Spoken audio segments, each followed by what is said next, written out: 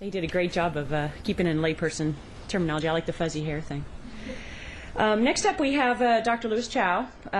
Dr. Chow is with the Advanced Materials Processing and Analysis Center out at UCF, also known as AMPAC, for those of you who are out in our neck of the woods. Dr. Chow received his PhD in mechanical engineering from UC Berkeley. His research interests include heat transfer, computation and power systems, miniaturization of electrical engineering systems, spray cooling, thermal control, and many other focus areas. In addition to his research, Dr. Chow also serves as the chair of UCF's Mechanical Engineering Department, and he's conducted research that's been part of the foundation of some of the most promising technology startups coming out of UCF. Dr. Chow? Thank you. That's not the bio I gave you. But that's a lot more detail. Yeah, I just gave you a few sentences. Pull it off the website. I don't know where you get that. Okay. I'm here to represent AMPAC. The goal is I have 10 minutes. I have about 35 slides, so you're going to see very, very quickly. I just want to get you a feel, but at the end, I want to point out a couple of technology that look very promising, that has a lot to do with clean technology. Now, AMPAC is just one of the center, and also it is educational unit. It handles material science and engineering program, graduate and PhD. And actually, the birth of AMPAC has a lot to do with somebody sitting right there, our former dean, Marty Van-Lister. I think I can safely say this will not happen without his help, and he was really one of the supporters. I said that because I was working for him. I was the chair of the Mechanical Materials and Aerospace Engineering Department, and he is the most supportive dean that I know. Okay, let me just go through quickly. Page down does not work. Is there a way I can do it? Page down.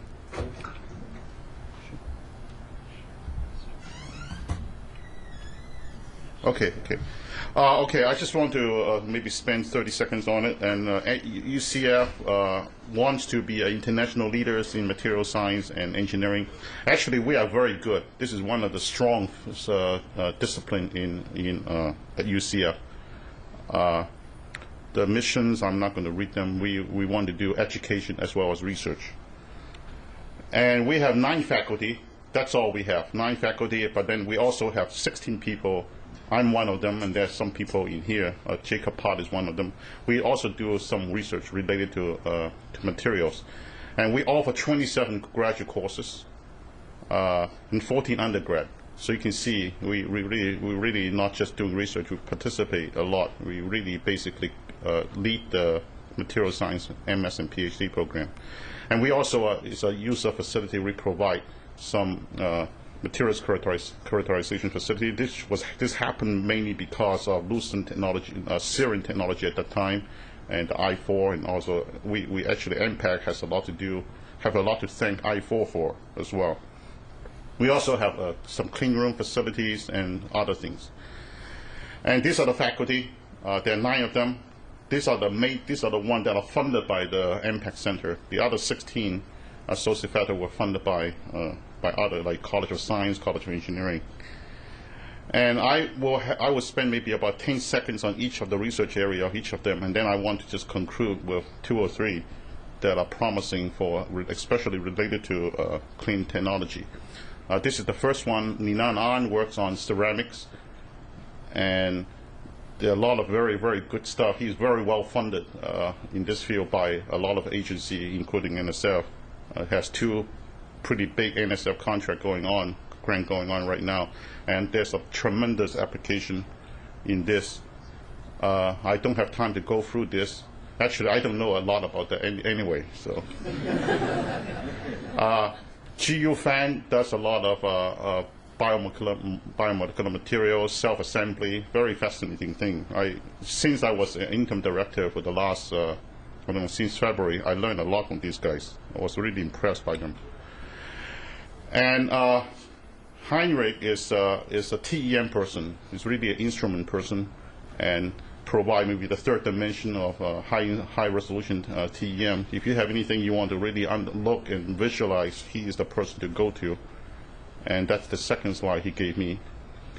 And then Clement is a crystal grower on the compound semiconductor as well as superconductivity, well funded as well. And we have a modeler, Dr. Schelling, Patrick Schelling, who can do more molecular simulation. So these are his couple of slides, funded by NSF as well. He just recently got one pretty good sized grant from NSF. And Young Ho Song does a lot of things, among them thermal barrier coating, so that gas turbine can run a little warmer than otherwise. And the other thing is nuclear. Maybe nuclear is a clean technology too, but I did not pick that one as something I want to talk a little bit more. So this is it. This is just this one slide on nuclear. Calvin Coffey does thin films, energetic material, Air Force OSR funding, and as well as, let me go back. I guess I want to point out that I noticed that there's a talk later on thin film batteries. Thin film battery is really a very much needed technology. It's really not catching up with the needs of all these other technology. Really, this is a very difficult problem, and I look forward to listen to what they have to say. And I guess Planar Energy Device also has been funding Kevin Coffey's work. And you can see also the another one is a nano-energetic material. He just sent a proposal yesterday. I was just reading the abstract. Very impressive stuff. Let's see. Then we have Raj. Raj is an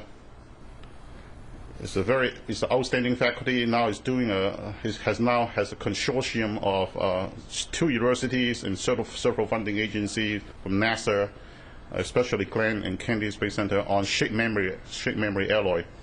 I think he is trying to develop something with the medical center, with some medical doctor to have a company to commercialize the shape memory alloy. I guess Stan maybe is one of them.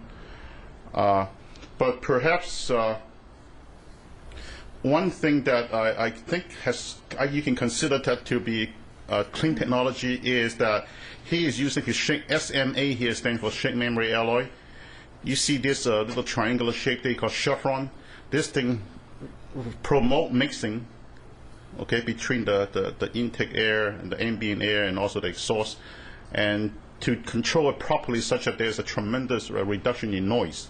So there are a lot of applications how to control those gaps, those shapes, those mixing, so that there is a huge reduction. This is very important because if 787 does not get the noise go down, then they cannot fly into airport after 10 p.m. For example, you can see this is something that Boeing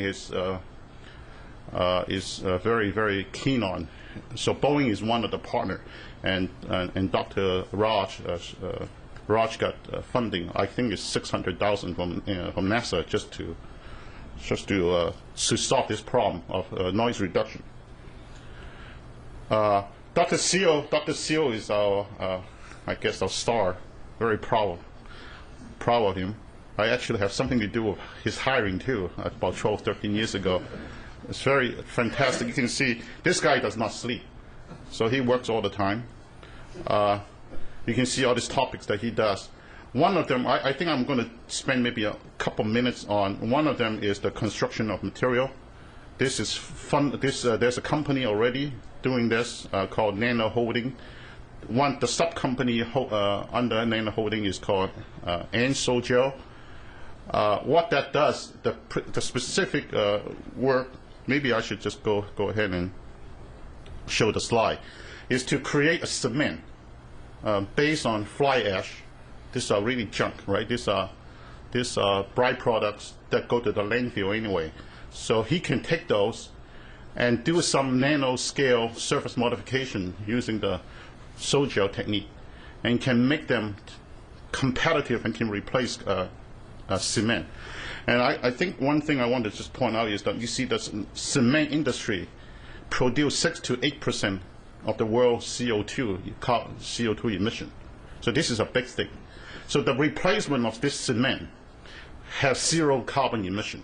So I guess that's the relevance. He gave me a lot of slides. Let me just try to point out a few things. I guess you see a lot of big numbers, millions, tons. So kind of give you an impression that this is very has a lot of potential, and also it is ready. He has all the equipment to make it into the industrial scale, large scale production.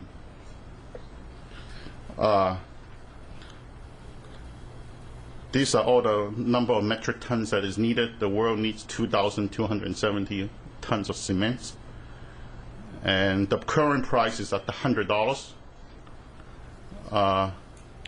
He gave me a slide why it is so important. What is the premium? He think that even though he cannot make it like $100 a ton, it still is competitive because there are some other benefits. I think you can get actually money by producing this with no carbon dioxide emission.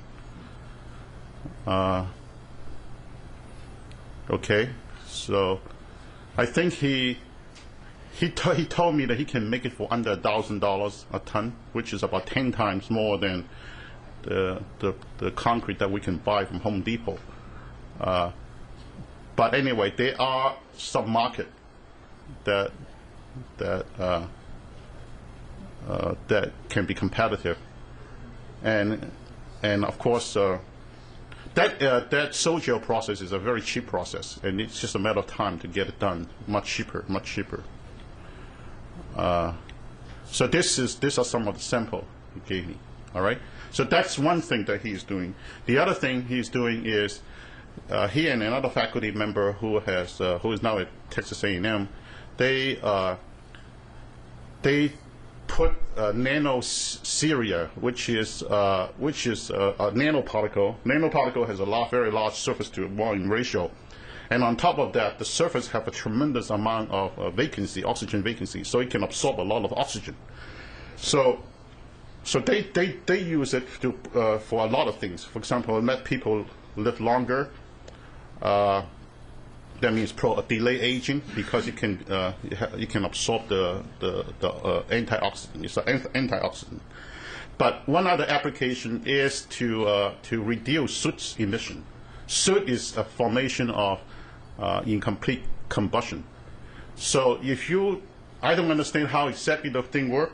I guess it must be very complicated. The kinetics, everything is very complicated. But somehow, if you put this nanoparticle, which is very cheap, okay, put it in gasoline or diesel fuel, you can get the emission down. So, for example, here they put this nanoparticle in diesel fuel and put it in a truck. This is a real live measurement coming out from the exhaust of a diesel engine, and as you can see that there's this is I guess a IR laser that comes through, and the more soot particles, the more is the absorption. So if you have less absorption, that means that you have less soot. So that means the nanoceria was responsible for the soot emission reduction. And I guess I really need to stop here. Now this is what it looks like in the gasoline. This is what it looks like in diesel fuel. So this is a patent that he just got recently in September, and I guess he is interested to see investors trying to promote. So the idea is that this is really green because it will save, you will get the smoke down. Okay.